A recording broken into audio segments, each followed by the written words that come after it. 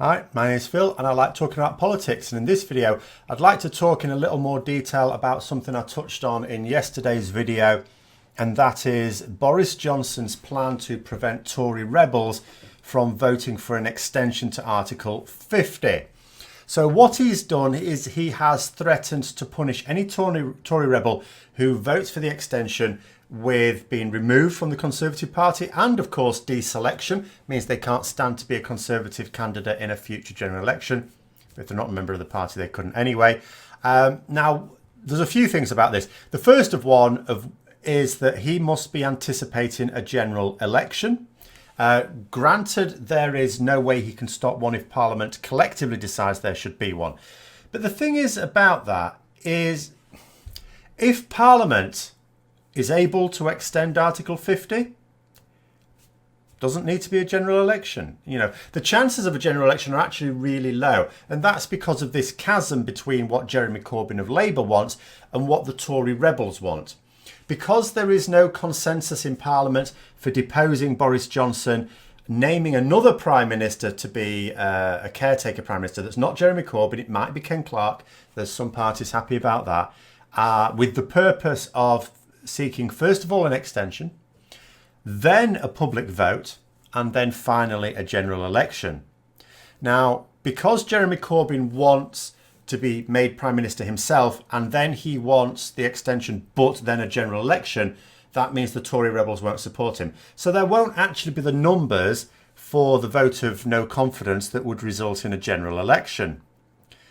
So the only other way to get a general election is for 2/3 of MPs to vote in favour of it. That's likely to need Boris Johnson's blessing. If not, he'd be the one who calls it himself. Now, he hasn't seemed willing at the moment to call a general election, assuming he even wants to, because he promised not to. But then Theresa May, to be fair, also promised not to and seemed to get away with it. When I say got away with it, I mean got away with changing her mind, not so much the election itself. So in order to prevent Parliament voting in favour of another extension, Boris Johnson, as I say, has threatened Tory rebels. There are a lot of Conservative MPs who would vote in favour of an extension, even if they were whipped to vote against it. However, being threatened with being removed from the party, I'll be honest, will work with a lot of Tory MPs. It will actually reduce significantly, I would have thought, the number who will vote in favour of it. But will it be enough? So how many Tory rebels can Boris Johnson basically afford to have? So if we look back in March, this is the first time MPs got to vote for an extension. What we're really looking at here at the moment, we've already said Boris Johnson has a working majority of 1. So how many opposition MPs will vote in favour of it? Now, the DUP will vote in favour of it, but that is factored into this working majority he has anyway. So we expect those to vote for it, and they will. In March, there were 3 Labour MPs who voted in favour of it, and there was 1 independent who also voted in favour of it. So on the face of it, you then look at the situation. Has any parliamentary arithmetic changed since then? Yes, there has been a Tory MP who has had the whip removed. So he's currently technically an independent MP, but unless he's been reinstated now, I'm pretty sure Boris Johnson was going to call a halt on that action. But at any rate, you've got a maximum of 5 opposition MPs who might give him a bit of a buffer. So in other words, if there were 5 Tory rebels, he's still okay. He still wins by 1 vote. So if there's as few as 6 from that point of view, you would think he's in trouble.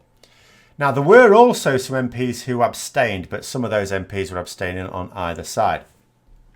So let's have a think about who might vote for the extension as a member of the Conservative Party. So Philip Hammond has said that he will vote for the extension. Of course, that's the least he will do. He's even said he'd vote against his own government to stop the no deal. He'll do whatever it takes. Now, Boris Johnson had promised a meeting with all of the Tory rebels on this matter, but then pulled out, as he often does, and agreed to meet only with Hammond on a 1-to-1. Now, I'm not sure what he hopes to gain from that. Philip Hammond is not going to be swayed, and let's say he were, that's not going to sway the others. The other thing is Ken Clarke is also going to vote for an extension, of course, as would Sir Oliver Letwin, Dominic Grieve, David Gauke and Alistair Burt, all former ministers. So there are 6 Tory MPs who would ensure that Parliament votes in favour of any extension that's put to the House. But what about some of those abstentions? So maybe we'll need a few more Tory rebels. And I only stopped at 6 because really I would expect that's all that's needed. Although I do believe that Johnson's threats will work on some MPs, it's not going to work on enough of them. So, for example, what about Rory Stewart or Sam Gyamma? Those were both leadership contenders who've spoken out very strongly against no deal. You know, the list goes on, in fact, of Tory MPs who have nailed their opposition to no deal colours to the mast. There are some MPs who've said they don't want no deal and they're opposed to no deal, but they haven't been that forceful about it. Those are the ones who are much more likely to be swayed. There are a large number who will not. And also we need to think about this in the political calculation. Sure, it might look bad for a Tory MP to be kicked out of the party. That means they can't stand to be the candidate at the next election. But there's a couple of little things to bring in here. One, when is that next election? If the extension goes ahead, I do not see the conditions for a general election anytime soon. I'm not saying it can't happen, but I don't see how it would happen. And secondly, how long will Boris Johnson last as Prime Minister if we get an extension? All the belief is that he would lose a lot of support if he cannot get us out of the EU by the end of October. If that extension comes into force, especially if it's a long one, then he's not going to be able to do that. At that point, he can face a leadership challenge.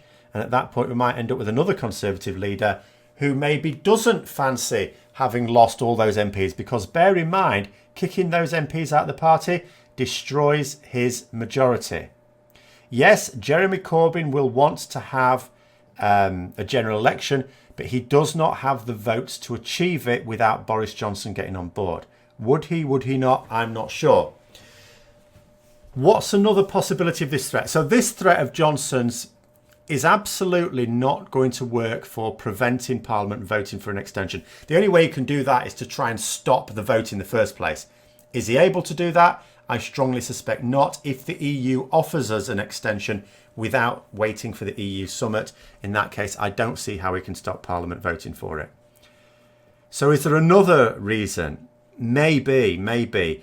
If he accepts that there's going to be a general election, perhaps it is his plan to actually deselect all MPs who will not back no deal, so that he can say that all Conservative candidates in the country are fully committed to leaving the EU, even if that means no deal. Maybe this is a way of him getting rid of those rebels permanently from the party so that he can compete directly with the Brexit party. But the problem with it for me is if that is his thinking, and I don't know that's what his thinking is, you've got to bear in mind at the moment he hasn't even publicly confirmed that this is his plan. We do know that it is because sources within Downing Street have confirmed it to journalists. It's the Sun newspaper that reported on it in the first place. They have a direct line to the Tory leadership. So, you know, it is possible that that's the thinking. Where the miscalculation may come in is the following. First of all, he thinks if he can be ultra hardline on Brexit, he can defeat the Brexit party. No. And although I said recently that Nigel Farage had said if we leave the EU with no deal, then, you know, he wouldn't necessarily put up candidates in a general election. He's now confirmed that he absolutely will. He's already got, he says, 500 candidates ready to go. Well, there's only 650 seats. So, yeah. Here's the situation for Boris Johnson, if this is his thinking. So let's say there's a general election. He's put all his die-hard Brexiteers in as the candidates for that general election. In the constituencies where he deselected some major heavyweights, like Ken Clarke, like Philip Hammond, you know, like Dominic Grieve, what's going to happen there? That Tory candidate, who's going to be unknown in that constituency because they've had a well-known MP, they don't know who this guy is. There will be a lot of people who vote Conservative regardless, fair enough. However, they'll also have another choice. they can choose to vote Brexit Party. Or they could choose to potentially vote for their old MP, who may now stand as an independent. I can absolutely see Ken Clarke, I don't think was going to stand at the next general election, but in the face of this, maybe he would. Maybe he would stand as an independent. Maybe Dominic Grieve would stand. Maybe Sir Oliver Letwin would stand. Maybe Philip Hamm would stand. Maybe all these people would stand as independents.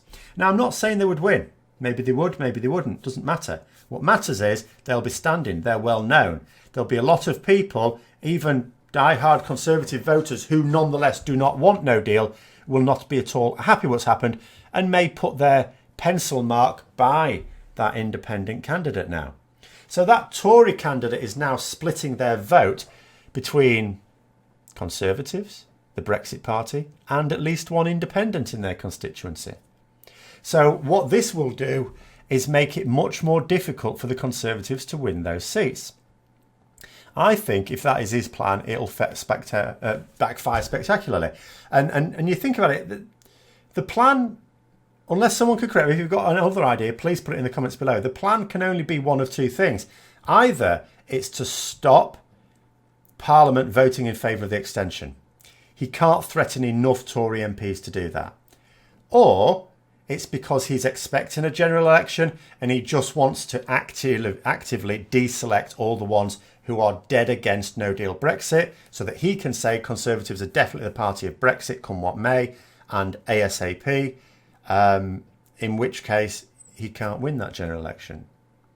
He'll get fewer seats indeed than Theresa May did last time, and that was a bit of an embarrassment, you know. And the other thing is, you could look at it, and I could look at it and say, well, you know, I'm not the cleverest person in the world.